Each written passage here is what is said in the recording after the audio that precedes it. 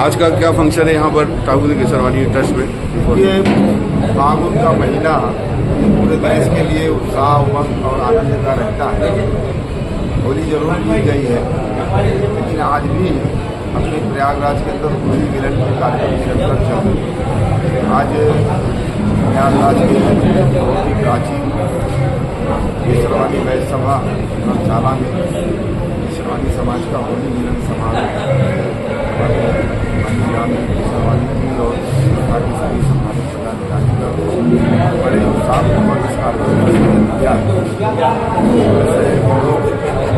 सभी केसरवानी समाज के लोग होली मिलन समारोह और एक दूसरे को शुभकामनाएं देकर के अपने समाज का, अपने राष्ट्र का और सामाजिक समरसता की स्थापना, जैसा कि कहा जाता है, बहुत बड़ी भूमिका का निर्वहन करती है। बात सही भी है कि होली एक प्राकृतिक त्यौहार है, पर्व है। जैसे प्रकृति के अंदर एक अलग प्रकार की छटा दिखाई देती है, उसे के अंदर एक अलग प्रकार का आनंद रहता है। मानव के मिलन का पर्व होली है। होली के पावन अवसर पर मैं सभी सम्मानित बहनों भाई को शुभकामनाएं देता हूँ, बधाई देता हूँ और यही शुभकामना करता हूँ। इसी प्रकार का इसमें उत्साह, आनंद सदा जीवन में सबके बना रहे, यही मेरी शुभकामना है। धन्यवाद। महादेव महादेव की जय हो। माननीय सभाध्यक्ष जी से अनुरोध है कि माननीय महापौर जी का माल्यार्पण पहले स्वागत करने करें। दिनेश जी पूर्व सभाध्यक्ष से अनुरोध है कि दिनेश एडवोकेट पूर्व सभाध्यक्ष से अनुरोध है को माननीय महापौर जी को माल्यार्पण का स्वागत करने का करें। तो श्री गोरखनाथ जी पूर्व सभाध्यक्ष केसरवानी वैश्य सभा से अनुरोध है कि माननीय महापौर जी का माल्यार्पण का स्वागत करने का करें।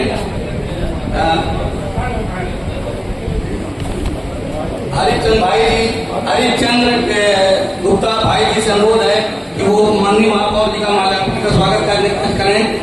श्री राजेंद्र प्रसाद गुप्ता बैलाना से भी अनुरोध है, उपाध्यक्ष हमारे भाई उपाध्यक्ष है, वो भी माननीय महापौर जी का स्वागत अभिनंदन करने करें। रविन्द्रनाथ केसरी एडवोकेट से भी स्वागत है, अनुरोध है कि वो भी माननीय महापौर जी का स्वागत कर माल्यार्पण का स्वागत करने का करें। माननीय दिनेश सुरेंद्र सराय से भी अनुरोध है कि वो हमारे वरिष्ठ उपाध्यक्ष हैं, वो माननीय महापौर जी का स्वागत करने का करें। श्री प्रेम नारायण जी केसरवानी हमारे सभा के इसमें वरिष्ठ उपाध्यक्ष हैं, वो भी माल्यार्पण कर माननीय महापौर जी का स्वागत करने का करें। सुरेंद्र गुप्ता जी करने का करें। भाई राम जी सभा अध्यक्ष जी का स्वागत भाई सुरेंद्र गुप्ता जी करने का करें। माननीय दिनेश जाट से अनुरोध है कि माननीय सुनील केसरवानी का स्वागत करने का करें। सभा अध्यक्ष रवि प्रबंधक से अनुरोध है कि सभा अध्यक्ष का स्वागत करने का करें। धर्मशाला अध्यक्ष का स्वागत प्रबंधक जी करने का करें। भाई राकेश केसरवानी से अनुरोध है को भी आकर के हमारे धर्मशाला अध्यक्ष का स्वागत करने का करें। सुभाष बिल्डर जी से अनुरोध है, वो ट्रस्टी है हमारे वहाँ के, उनका भी स्वागत है। अभिनंदन को आगे माननीय महापौर जी का स्वागत करने का करें। नीरज गुप्ता जो हमारे नवनिर्वाचित कार्यकारिणी मेंबर हैं और पार्षद भी हैं हमारे, मेरा स्वागत तो खुद ही कर दे रहे जेपी आर्य जी, इनका भी अभिनंदन है। मुझे खुद ही मालूम में फैला दिया। दिलीप गुप्ता से प्रबंधक से अनुरोध है कि पूर्व प्रबंधक ठाकुर जी ट्रस्ट के बोले पीयूष जी जयप्रकाश जी स्वागत आरजी माननीय महापौर स्वागत करने का करें। पीयूष जी ठाकुर जी ट्रस्ट के भाई राजकुमार भैया माननीय महापौर स्वागत करने का। उप प्रबंधक निशान गुप्ता जी से अनुरोध है कि वो माल्यार्पण करने का करें। श्रीनंद किशोर गुप्ता जी स्वागत अभिनंदन माल्यार्पण। धर्मेंद्र वेद जी से अनुरोध है कि प्रकाश जी सर ट्रस्टी से हमारे अनुरोध है कि माल्यार्पण करने का करें।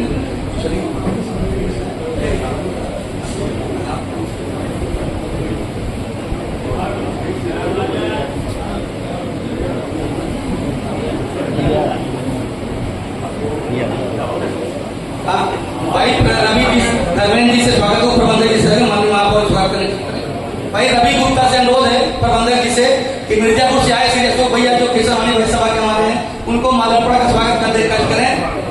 श्री निशान धर्मेंद्र गुप्ता से अनुरोध है कि वो किशनमोहन गुप्ता भी माल्यार्पण करने का करें, बगल में बैठे हुए उनके। और भाई नाथ जी आप स्वागत कर चुके लोगों का। भोलानाथ अजुआ से भी अनुरोध है कि वो आकर के किशनमोहन जी भोलानाथ अजुआ से भी अनुरोध है कि वो भी आकर के माननीय महापौर जी का स्वागत करने का करें। दिनेश धूमनगंज पनीर वाले भैया हमारे हैं, उनसे भी अनुरोध है कि दिनेश हमारे कई है तो दिक्कत हो जाएगी, स्वागत करने का करें।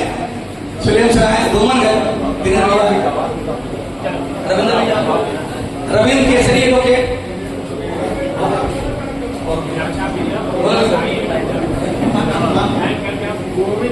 गोविंद नारायण जी से अनुरोध, श्री गोविंद नारायण जी से अनुरोध है कि वो माननीय महापौर जी का स्वागत अभिनंदन करने का करें। श्री शिव भारत भैया ट्रस्टी ठाकुर जी से अनुरोध है कि वो माननीय महापौर जी का स्वागत अभिनंदन करने का करें। श्री गोपाल केसरवानी से भी अनुरोध है कि वो माननीय महापौर जी स्वागत करने का करें। श्री सोनेलाल डेयरी के प्रबंधक हमारे बीच में व्यक्ति रहे हैं, उनके भी स्वागत को माननीय महापौर जी का स्वागत करने का करें। नीरज गुप्ता जी आप आ चुके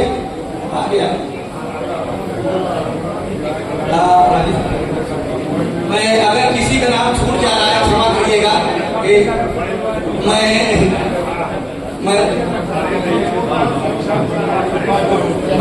दिनेश चाचा बात से बोल करूंगा कि सबकी तरफ से माला माननीय महापौर बना कोई हो सकता कोई पूरी तरफ से भाई सब क्षमा करिए कि कोई छूट जा रहा नाम लेने से।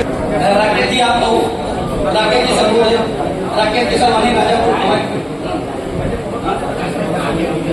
राकेश केसरवानी मीडिया प्रभारी से अनुरोध है कि माननीय महापौर जी का माल्यार्पण का स्वागत करने करें।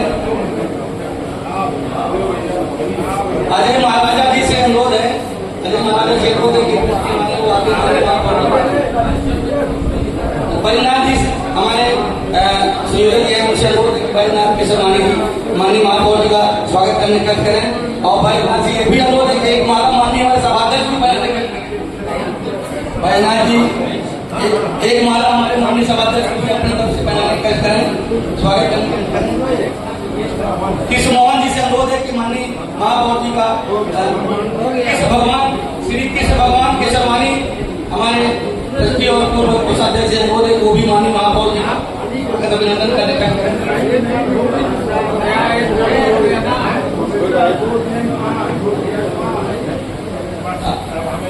छोटे बाबू से भी अनुरोध है आगे करें, छोटे बाबू ट्रस्टी हैं, वो भी आके माननीय महापौर जी तो माल्यार्पण करने का करें।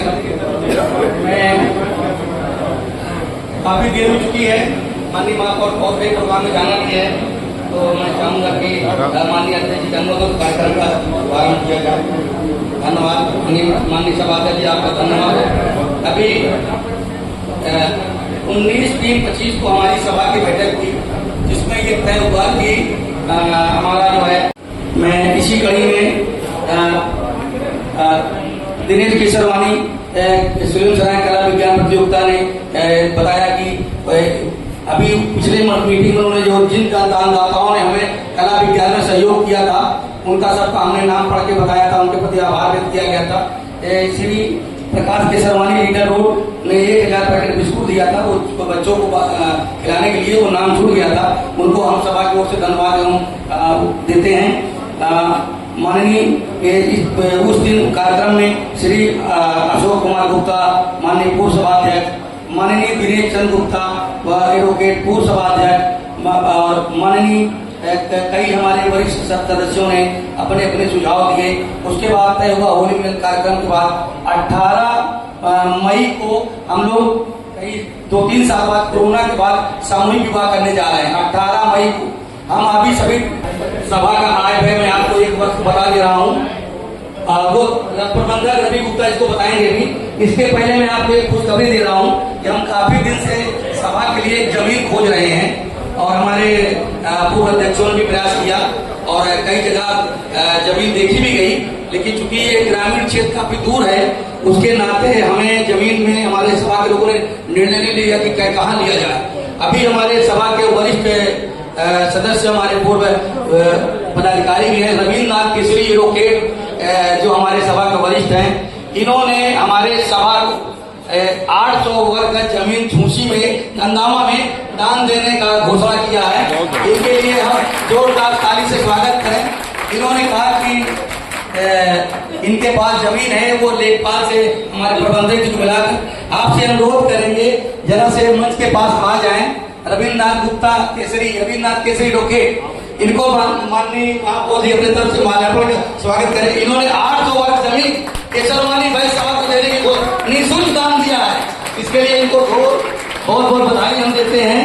ये बहुत बड़ी बात है और बहुत बड़ी बात है। इन्होंने बहुत अच्छा हमारे सभा के दान दिया है, इसके लिए हम इनको सभा की ओर से आभार व्यक्त करते हैं। मैं इसी कड़ी में श्री वो केसरवानी वैश्य सभा के नए सदस्य के रूप में निर्वाचित हुए हैं। दूसरा, उदित नारायण केसरी जो केसरवानी वैश्य सभा के नए सदस्य के रूप में आए, अगर आए हो तो कृपया आलेख दर्ज करें। तीसरे, अतिल केसरवानी सुरेंद्र राय, अतिल गुप्ता अगर आए हो तो वो भी आ जाए।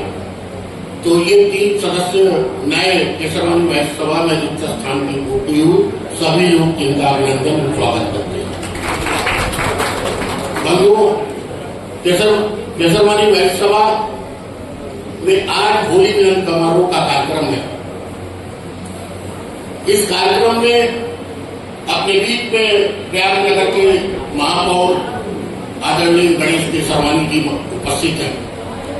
आज लगभग 22 कार्यक्रम महापौर जी का है इलाहाबाद के अंदर, लेकिन आपका इसलिए प्यार केसरवानी समाज के प्रति समर्पित है और इतने बिजी लाइफ के होते हुए भी अपने बीच में पूर्ण समय देने के लिए केसरवानी वैश्य सभा आपका अभिनंदन और स्वागत करती है। सन 1905 की केसरवानी वैश्य सभा यह संस्था है और उसके बाद लगातार केसरवानी वैश्य सभा अपने प्रगति के पथ पर आगे की बढ़ता चला जा रहा है। सन 1905 के बाद सन 1920 में केसरवानी पाठशाला की स्थापना, फिर 22 में रजिस्ट्रेशन करा के केसरवानी वैश्य सभा का रजिस्ट्रेशन हुआ और तब से लगातार 45 और 46 की स्थिति ऐसी आई कि कुछ लोगों ने उस पर अपना कब्जा जमा लिया, जिसके परिणाम केसरवानी वैश्य सभा कुछ क्षीण स्थिति में हो गई। हमारे पास उठने बैठने रहने कहीं जगह नहीं रहती थी। ऐसी स्थिति में केसरवानी वैश्य सभा चल रही थी। लेकिन सन 1962 में एक कालखंड ये भी आया कि ठाकुरदीन महाजन ने एक ट्रस्ट, गुल्ली देवी ने एक ट्रस्ट बनाया, ठाकुरदीन ट्रस्ट, और उस ट्रस्ट की स्थापना जब हुई तो उस ट्रस्ट में भी केसरवानी वैश्य सभा के लोग ही थे, उनके द्वारा ट्रस्ट की स्थापना हुई और उसके प्रथम ट्रस्टी मेरे पिता थे श्री मुन्नूलाल केसरवानी, उन्होंने उस ट्रस्ट की स्थापना करवाई और उसके बाद स्थिति ये आई कि हम लोगों के पास यहाँ पर मंदिर हुआ, बगल में विद्यालय हुआ, धर्मशाला नहीं था। उन महाराष्ट्रों ने ये सोचा कि धर्मशाला भी बनना चाहिए, तो उन्होंने धर्मशाला ट्रस्ट में धर्मशाला के लिए लीज पर जमीन दे दी, जिसपे आज एक बड़ा धर्मशाला निर्माण है। आज उसी के बाद हम लोग सन 76 में हाईकोर्ट में केसरवानी वैश्य सभा को बिल्डिंग 19/20 नीलगंज के मालिक घोषित कर दिए गए।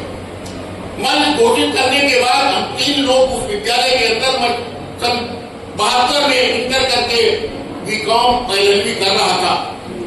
केसरवानी वैश्य सभा के लोगों ने हमसे कहा कि उस पर 76 में जो जजमेंट आया उस पर कब्जा लेना है। मैं नौजवान था, उस समय कम उम्र का व्यक्ति था, लेकिन वहां पर क्योंकि विद्यालय के अंदर जिन लोगों का आधिपत्य था वो आधिपत्य छोड़ेंगे नहीं छोड़ेंगे, लड़ाई करेंगे, क्या स्थिति बने। क्योंकि मैं छात्र संघ का अध्यक्ष था उस समय, छात्र मेरे साथ, टीचर मेरे साथ, प्रिंसिपल मेरे साथ, किसी की हिम्मत नहीं पड़ी, कब्जा लिया। 15 दिन तक हम लोगों को कब्जा रहा, फिर किसी तरह से जाल बट्टा करके उन लोगों का कब्जा हो गया।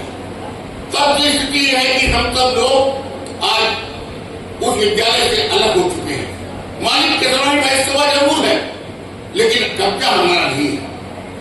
ऐसी स्थिति में केसरवानी बहस सभा, धर्मशाला का निर्माण, उसका जीर्णोद्धार और केसरवानी बहस सभा का उद्देश्य था निर्धन गरीब छात्रों की मदद करना, विधवा सहायता को देखभाल करना। लेकिन ये दोनों उद्देश्य को जो पुराने लोगों ने किया था, वो दोनों उद्देश्य का आज तक हम सब लोग पालन कर रहे हैं। साल भर में लगभग 25-30 गरीब छात्रों को अनुदान देकर उनको शिक्षा क्षेत्र में आगे लाने का प्रयास करते हैं। हर साल गरीब विधवाओं को कम से कम 350 गरीब विधवाओं को हम लोग कुछ आर्थिक साड़ी कंबल आदि बांट के उनको सहयोग करने का काम करते हैं।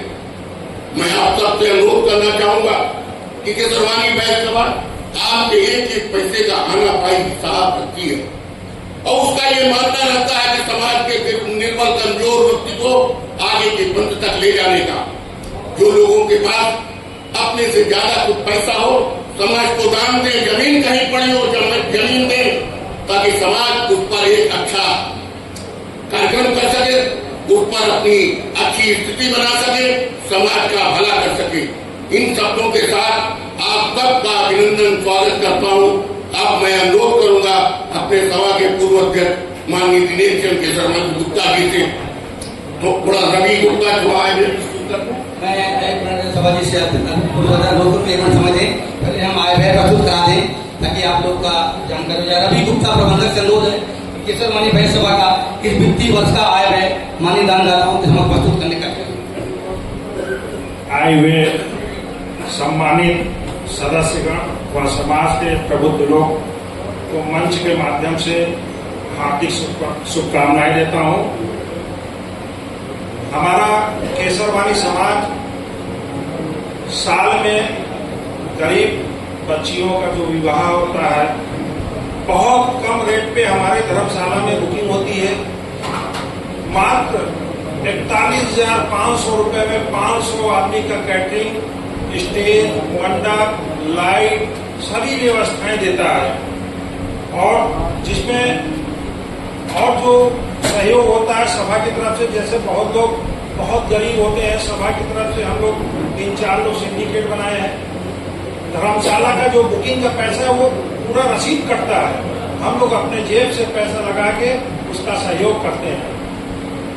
साथ ही साथ हमारे धर्मशाला का जो पूरे अप्रैल 24 से लेकर फरवरी 25 तक जो धर्मशाला रूम बुकिंग से जो आय हुआ वो 12,34,450 रुपए हुआ। और साथ ही साथ अभी जो कुंभ मेला हुआ था उसमें जो यात्री लोग आए थे उनको निःशुल्क, पर्व वाले दिन निःशुल्क सुलाने की व्यवस्था किया गया, गद्दा कंबल सब दिया गया। जितने लोग आ सकते थे निःशुल्क, जो निस्वार्थ दान देना चाहता था करीब 9,750 रुपया दान भी आया।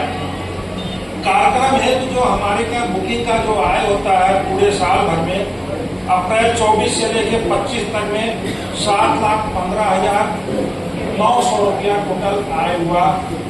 कुल मिलाकर टोटल बैंक और खर्चा लेके और इसके साथ साथ समाज के लोग जो प्रबुद्ध लोग दान देना चाहते हैं, एक जैसे कि अध्यक्ष जी बताए, एक रुपए का हिसाब यहाँ होता है। और जब हमारे क्या विधवाओं का सहायता होता है, पहले से प्रतिपाटी चली आई है कि जो विधवाओं को जो निर्धन आए हमारे क्या, हम लोग अपने जेब से पैसा मिलाकर, चंदा मिलाकर, जितने सदस्य हैं उनको तहरीक खिला के, खाना खिला के विदा किया जाता है, खाली हाथ नहीं भेजा जाता है। ऐसा भी है हम लोग क्या। और साथ में आने जाने के लिए वो लोग को पैसा भी दिया जाता है कि पापा में आप खाइए, साड़ी ले जाइए, खाना खाइए। ऐसा भावना है कि मदद में क्या हो सकता है। अभी 18 मई को सामूहिक विवाह है, कितने लोग दान देना चाहते हैं कि भाई आप लोग जितने शादी का टारगेट बनाए हैं प्रतिशादी के हिसाब से हमसे कोई कह रहा पंखा ले लीजिएगा, कोई कह रहा बर्तन का सेट ले लीजिएगा। ऐसा कोई अगर होगा दानदाता और सहर्ष स्वीकार किया जाएगा।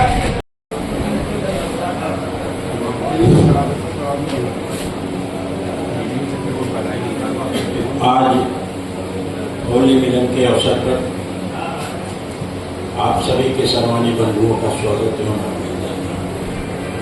बंधुओं, अभी जैसा कि भाईराम जी ने बताया कि सभा 1920 से अनवरत होली मिलन और दीपावली का दाल बाटी का कार्यक्रम करती। बैठिए। इसका एक इतिहास, हमारी संस्था का जन्म सन 1905 में और इसका पंजीयन सन 1920 में हुआ। इसका पंजीयन संख्या 145 सन 22 और संविधान के अनुसार ही अनवरत हम लोग होली मिलन और दाल बाटी का आयोजन करते हैं, जिसमें समाज के सभी लोगों को निमंत्रित करते हैं और उनका आशीर्वाद प्राप्त करते हैं। जहाँ तक सभा की कार्यप्रणाली का विषय है, सभा अनवरत काम करते चली आ रही है। जिनका यहाँ नंबर नहीं है ना आपके पास? नंबर नहीं है ना? हमको कॉल कर दीजिएगा, हम सेव कर लेंगे। उन्होंने ट्रस्ट के माध्यम से सभा के पक्ष में एक लीज डीड लिखी थी और उस लीज डीड में ये था कि ये अस्थाई लीज होगा जो कि ब्रेक नहीं होगा। इस बात को मैं थोड़ा सा जरूर बताना चाहूँगा, क्योंकि हमारे ट्रस्ट के लोगों को, जो कई नए नए लोग आए हैं, उनको इस बात का शायद ज्ञान ना हो। सभा का जो लीज है वो अस्थाई है, अनब्रेकेबल है और उसी के अनुरूप हम लोगों ने धर्मशाला का निर्माण किया। बहुत सी हर्डी लाइनें सब दूर होती गई और आज आपके सामने ये धर्मशाला है।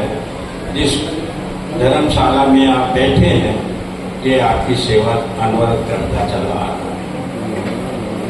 सभा का कार्यक्रम अभी हमारे बंधुओं ने बताया भी, अभी उसमें एक चीज छूट गई रवि जी से, उन्होंने शिक्षा उन्नयन के बारे में नहीं बताया। ऐसा लगता है कि भूल हो गई, चूक हो गई। शिक्षा उन्नयन का कार्यक्रम अभी दिसंबर में हुआ था, जिसमें समाज के बच्चे बढ़ चढ़कर प्रतियोगी परीक्षाओं में भाग लिए और उस लेने आए हूँ। बच्चे मंच पर आगे लगातार चित्र प्रस्तुत करें। अच्छा, ये मंच है, आइए इधर। एक तो कार्यक्रम करा दीजिए। सामूहिक विवाह के 18 मई को सामूहिक विवाह होने जा रहा है। 18 मई उसके हमारे संयोजक श्री प्रेम नारायण की सर्वानी से अनुरोध है कि अपने 2 वचन आशीर्वचन बताने कट करें सभा को। सम्मानित मंच अध्यक्ष श्री राम जी के सर्वानी जी, मुख्य अतिथि श्री गणेश के सर्वानी जी, क्योंकि मेरा गला पड़ा हुआ है इसलिए थोड़ा सा बोलने में दिक्कत हमें हो रही है। सम्मानित हमारे ट्रस्टी मंत्री भाई पप्पू भैया, सारे सम्मानित संचालन कर रहे हैं भाई सुनील भैया, जो 18 मई को दायित्व हमें जो है प्राप्त हुआ है, उस दायित्व का हम सभी समाज के लोगों, जो यहाँ ट्रस्ट के लोग हैं या ट्रस्ट के बाहर हैं या सभा के लोग, सभी के सहयोग से इससे पूर्व में भी सामूहिक विवाह में एक इलाहाबाद कौशाम्बी या कहिए 2-4 जिले में इस सामूहिक विवाह का चर्चा भी है और सभी के सहयोग से फिर इस बार 18 मई को अधिक से अधिक जो है इसका शादी हो, गरीबों का भला हो, जो हमारे समाज में आरक्षण के लेके राम जी भैया और समाज के लोग, महापौर जी भी काफी हम लोगों ने प्रयास किया। जब हम लोग नीचे जाएंगे तो हमारे समाज में इतनी गरीबी है, कोई खुच्चा लगा रहा है, कोई टाली लगा रहा है, कोई पान की गुमटी लगाया हुआ है, विभिन्न प्रकार के दुकानों में जाके बेचारा 8,000 10,000 रुपया में नौकरी कर रहा है। खैर, आरक्षण आज नहीं कल हम लोगों को, आप लोगों को सहयोग चाहिए और माननीय महापौर जी समाज के लोग सहयोग से देर सवेर आरक्षण का लाभ मिलना चाहिए, क्योंकि नीचे के लोगों को जायसवाल और कई लोगों को रामजी दिया आरक्षण प्राप्त हुआ, लेकिन दुर्भाग्य था कि हमारे समाज का आरक्षण नहीं मिला। आगे हम लोगों को संघर्ष आप सब लोगों को सहयोग से जारी रहेगा। अब हम लोगों को आशा है कि आरक्षण हमको प्राप्त होगा, गरीबों को कल्याण।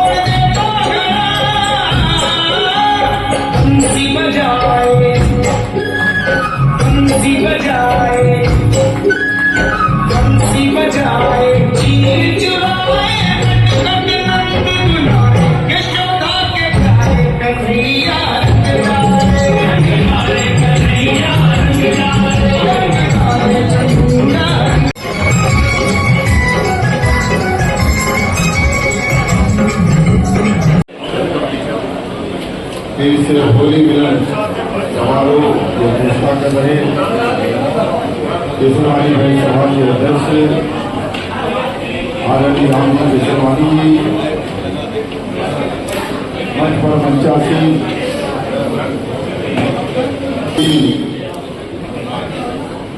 रजनीश केसरवानी जी, बस ठीक है। अध्यक्ष धर्मशाला श्री दिनेश गुप्ता जी, पूर्व अध्यक्ष सभा श्री गोरखनाथ जी, पूर्व अध्यक्ष सभा श्री हरीश चंद्र गुप्ता जी भाई जी, पूर्व अध्यक्ष सभा श्री रवि गुप्ता जी, धर्मशाला प्रबंधक श्री सुनील केसरवानी जी, प्रमुख मंत्री सभा श्री सुनील केसरवानी, पप्पू कटरा जी, ठाकुर केसरवानी ट्रस्ट के मंत्री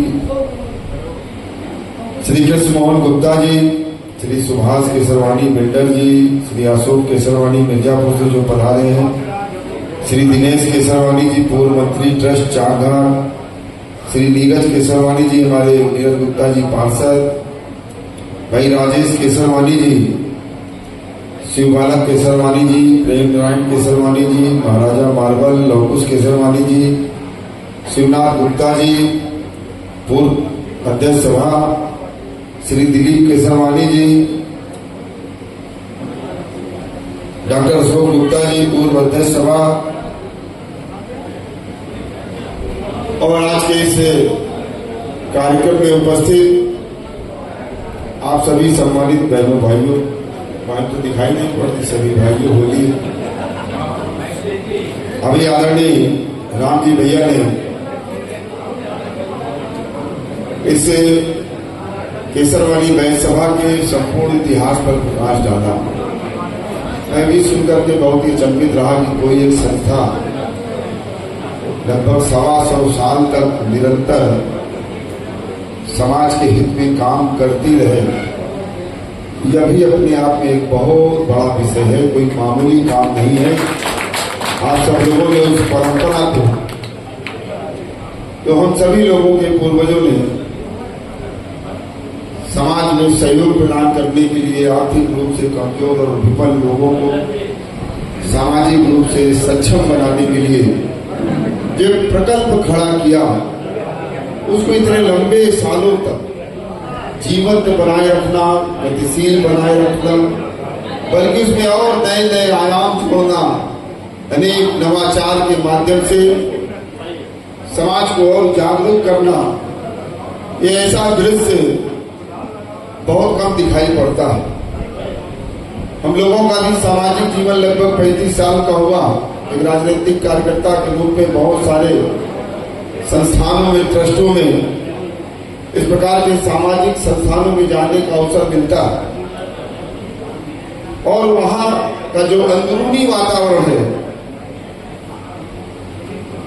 वो आपस में निरंतर कोई न कोई खींचतान बनी रहती, जिससे संस्था का विकास रुक जाता है।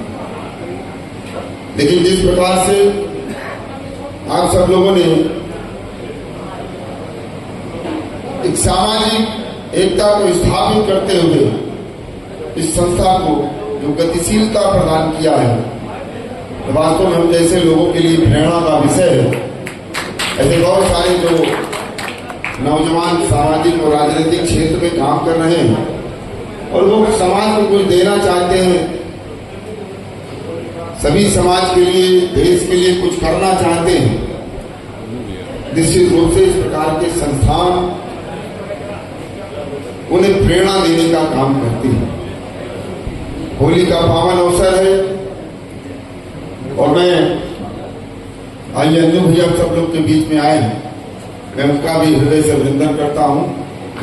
ऐसे अनेक कार्यक्रमों में आपका उत्साहवर्धन, आपका संरक्षण कहीं न कहीं हम सब लोगों को शक्ति प्रदान करता है। मैं उनका केसरवानी वैश्य सभा की तरफ से हृदय से स्वागत करता हूं, अभिनंदन करता हूं।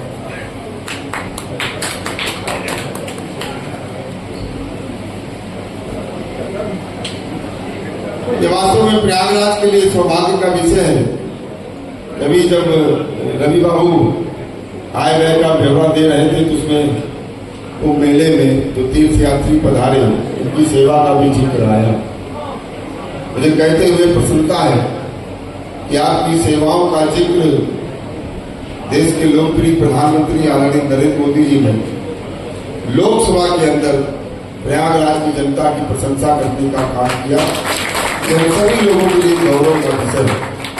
देश के राजनीतिक इतिहास में पहली बार ऐसा है जब किसी शहर के नागरिकों का सम्मान किया देश की सदन में, पहली बार ऐसा हुआ। और यह गौरव प्रयागराज के लोगों ने अपनी सेवा की भावना से अर्जित करने का काम किया। एक बहुत बड़ा दृश्य हम सब लोगों ने प्रयागराज में देखा और प्रयागराज का जो सामर्थ्य दिखाई पड़ा,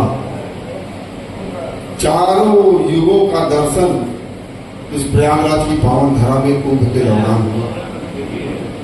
ये केवल नदियों का ही संगम नहीं बल्कि दो युगों का भी संगम है। भगवान कृष्ण द्वापर में जमुना जी में खेले कूदे और मर्यादा पुरुषोत्तम राम जो त्रेता में मां गंगा का स्पर्श किया, मां गंगा को पार किया, यानी भगवान और राम यानी त्रेता और द्वापर का भी संगम अपने प्रयागराज के अंदर। और कलयुग में सतयुग का दर्शन प्रयागराज के अंदर दिखाई पड़ा। यही तो सतयुग था, जहां एक दूसरे की सेवा करना, एक दूसरे का सहयोग करना, किसी के मन में नकारात्मक विचार न हो, हर व्यक्ति के मन के अंदर केवल और केवल सकारात्मक विचार की उत्पत्ति हो। सब पूरा समाज कुछ न कुछ करना चाहता। वो दृश्य दिखाई पड़ा, जिसके पास सामर्थ्य की कमी थी वो एक ड्रम पानी लेकर के बैठ गया, पानी से ही सेवा करना। कोई दो चार बेटी पार्ले जी का बिस्कुट लेकर के अपने दरवाजे पर बैठा, कोई भंडारा चलाने का काम करता। हमारे व्यापारी समाज के लोगों ने अद्भुत काम किया। मौनी अमावस्या के दिन जब लगभग 15 करोड़ लोग प्रयागराज के अंदर थे तो सब लोगों ने अपने शौचालय, अपने रसोई, अपने दरवाजे खोल दिए। यही तो था सतयुग। उस सतयुग का दर्शन इस कलयुग में प्रयागराज की जनता ने, आप सब लोगों ने अपनी सेवाओं के माध्यम से पूरे देश और दुनिया या भान भी करा दिया। भारत के पूज्य संत महात्माओं ने जो उनका ध्येय वाक्य था अतिथि देवो भव, उसको प्रयागराज की जनता ने सिद्ध करने का काम। किसी के चेहरे पर, जो करोड़ों तीर्थ यात्री आए, उनके चेहरे पर निराशा का भाव कतई नहीं। एक जोश था, एक उत्साह था, एक उमंग था, एक आनंद था। और ये चारों चीजें तभी आती हैं जब प्रकृति के अंदर सकारात्मक ऊर्जा होती है। और ये पूरा प्रयागराज एक सकारात्मक ऊर्जा का केंद्र बन चुका। सारी दैवी शक्ति इसी प्रयागराज में आकर के सिमट गई।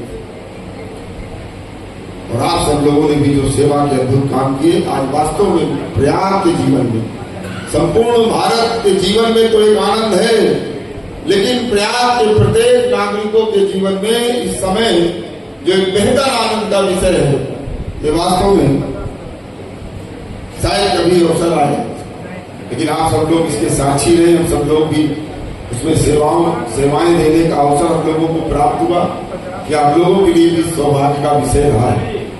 मैं आज के इस होली के पावन अवसर पर आप सभी लोगों का अभिनंदन करते हुए आप सब लोगों के आशीर्वाद से मैं महापौर बना, तो मुझे लगा कि प्रयागराज का जो गौरव है वो भी पूरे विश्व के अंदर स्पष्टता पूर्वक निकल करके आना चाहिए। माघ मगर रवि गति जब हुई तीरथपति आवे सब कोई, सारे तीरथपति आएंगे तो वो कहाँ निवास करेंगे? सबके लिए तो टेंट तंबू बनाते हैं।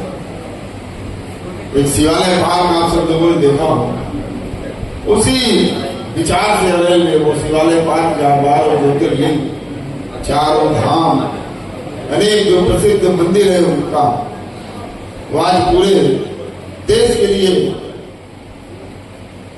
एक आश्चर्य का केंद्र बना। माननीय प्रधानमंत्री जी का पीएमओ ऑफिस भी आकर के उस शिवालय पार्क को देखने का काम, उसी के ठीक बगल में एक साहित्य तीर्थ, इस साहित्य की नगरी है। पंत निराला, महादेवी, हरिवंश राय बच्चन, धर्मवीर भारती, राम प्रकाश, जगदीश गुप्ता, राम कुमार वर्मा, ऐसे अनेक मूर्धन्य साहित्यकारों ने प्रयागराज के माध्यम से भारत के साहित्य को विकसित करने का काम किया है। प्रयागराज का गौरव, ठीक उसी के बगल में एक साहित्य तीर्थ की भी स्थापना हो रही है और 20 करोड़ रुपए की लागत से रामायण यहीं पर लिखी गई। महर्षि वाल्मीकि जी ने रामायण इसी प्रयाग में लिखा, दुनिया नहीं जानती है। प्रयाग का ये गौरव है, यानी भारत का जो जीवन आज चल रहा है मर्यादा पुरुषोत्तम राम के आधार पर, उस मर्यादा पुरुषोत्तम राम के गुणों की व्याख्या इसी प्रयाग की पावन धारा पर हुई। महर्षि वाल्मीकि जी की भव्य प्रतिमा लंकन चौराहे में खड़ी भी हो गई, वहीं पर साहित्य तीर्थ बन रहा है। प्रयागराज के मूर्धन्य साहित्यकारों का, उसमें स्मृतियां, उनकी मूर्तियां, convention centre, open theatre, coffee house, इतना अद्भुत। मैं समझता हूं आपको गर्व होगा कि जब दुनिया भर के साहित्य प्रेमी उसमें आकर के साहित्य की चर्चा करेंगे और जो युवा पीढ़ी हमारी है उस साहित्य तीर्थ के माध्यम से भारत के साहित्यिक विकास को आगे बढ़ाने का काम उस साहित्य तीर्थ से करेंगे। आने वाले समय में वो एक ऐसा केंद्र प्रयाग का बनेगा जो आपके अंदर गर्भोक्ति का भाव पैदा करेगा। ऐसे कई योजना, विक्राम सेतु, दुनिया यही जानती है, जाना था गंगा पार प्रभु केवट की नाव चले। भगवान राम जमुना जी भी पार किए और जमुना जी में स्नान भी किया। गंगा जी में स्नान का वर्णन नहीं है, अयोध्या कांड के 109 नंबर दोहा में वो सिद्ध करता है, उतरी नहाए जमुन जल जो शरीर श्याम। उस अवधारणा को कि जमुना जी जिनको भगवान कृष्ण ने भी स्पर्श किया और मर्यादा पुरुषोत्तम राम ने भी स्पर्श किया। हमारे जो 2 आराध्य हैं, जमुना जी के अंदर वो सामर्थ्य है कि दोनों हमारे आराध्य जमुना जी की गोद में स्नान किया। यह पौराणिक महत्व भी निकल करके दुनिया के सामने जाए। राम सेतु का भी निर्माण, उसका भी संकल्प हम लोग पारित किए, उसका भी डीपीआर बन रहा है। लगभग 400-500 करोड़ रुपए की योजना उन्होंने तो यहाँ तक कहा उस प्रस्ताव सेतु निगम के द्वारा बन रहा है। दुनिया का सबसे प्राचीन महाविद्यालय, विश्वविद्यालय भरद्वाज ऋषि के आश्रम में यहीं पर चल रहा है, जहां पर वेद वेदांत, भारत के तमाम जो पुराण है, चारों वेदों की व्याख्या वहां पर होती है। भारत के आध्यात्मिक ज्ञान विज्ञान का विस्तार का केंद्र रहा है प्रयाग, और पूरी दुनिया के लोग प्रयाग इसीलिए आते भी हैं कि भारत के अंदर जो आध्यात्मिक शक्ति है, उस शक्ति का एहसास केवल प्रयागराज में किया जा सकता है। एक अंतरराष्ट्रीय आध्यात्मिक विश्वविद्यालय का भी संकल्प पारित हुआ है। माननीय प्रधानमंत्री जी, माननीय मुख्यमंत्री जी के पास चिट्ठी पहुंच चुकी है, मिलने का समय मांगा गया है माननीय प्रधानमंत्री, और मुझे कहते हुए प्रसन्नता है, विश्वास पूरा तो प्रस्ताव नहीं स्वीकृत होगा। एक अंतरराष्ट्रीय आध्यात्मिक विश्वविद्यालय यहाँ पर बनेगा जो पूरे विश्व को एक पर्यावरण संबद्ध समाज का निर्माण आज की आवश्यकता है। कहां तक हम भौतिक विकास करेंगे? कहीं न कहीं तो जाकर के हमको ठहरना होगा। लेकिन यह पर्यावरण संबंध विज्ञान केवल आध्यात्मिक जीवन, आध्यात्मिक विज्ञान के माध्यम से ही पूरे विश्व के अंदर हम स्थापित कर सकते हैं, पहुंचा सकते हैं इस ज्ञान को। कोई प्रकार का एक अंतरराष्ट्रीय विश्वविद्यालय की भी स्थापना मैं समझता हूं आने वाले बहुत ही कम समय में उसका अभी प्रस्ताव माननीय प्रधानमंत्री जी के पास पहुंच चुका है। वो भी उसमें स्वीकृति, उस पर भी मोहर लगे, मुझे पूरा विश्वास है। क्योंकि मैंने अन्य भैया यहाँ बैठे हैं, जब मेला प्राधिकरण की बैठक हुई और उस समय मैंने जितनी बात कही सारी बात अक्षर सा मैंने कहा, जब रेलवे स्टेशन और एयरपोर्ट से तीर्थ यात्री बाहर निकले तो उनको एहसास हो कि हम धर्म नगरी में प्रवेश कर रहे हैं। एयरपोर्ट का जो 84 खंबा आप देख रहे हो, सड़क जो देख रहे हैं, वो भारत का आध्यात्मिक ज्ञान है।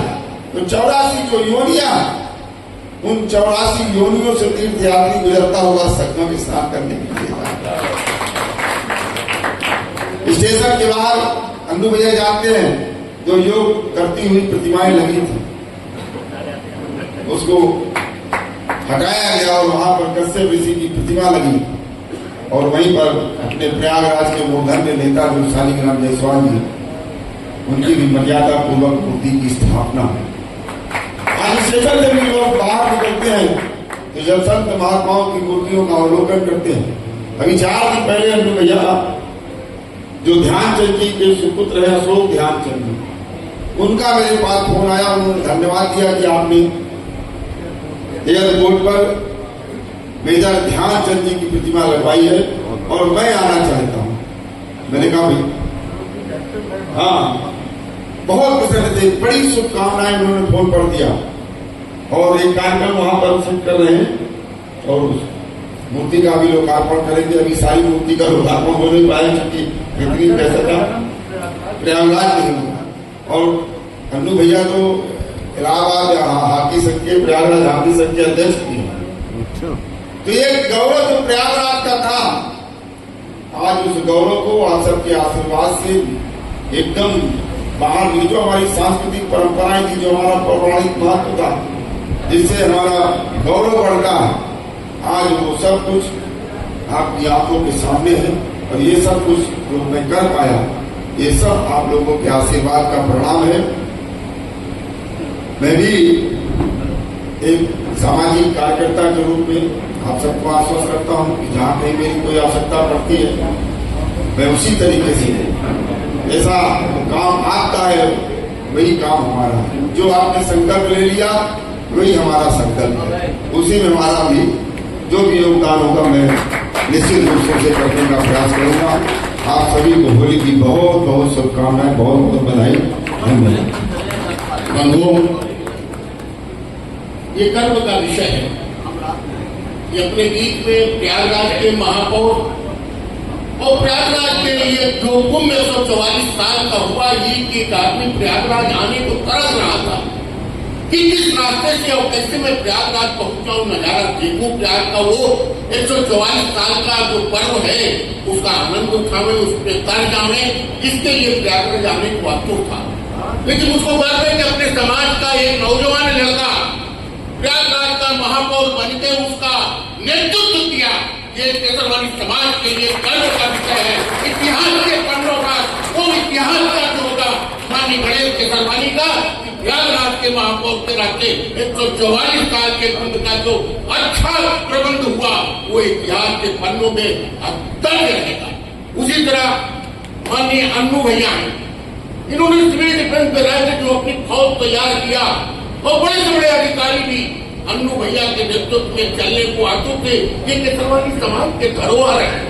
इनके बाप दादा ने केसरवानी समाज को आगे बढ़ाने में हर समय कार्य किया। ऐसे व्यक्तियों को अपने बीच में पाकर गर्व महसूस करता हूँ।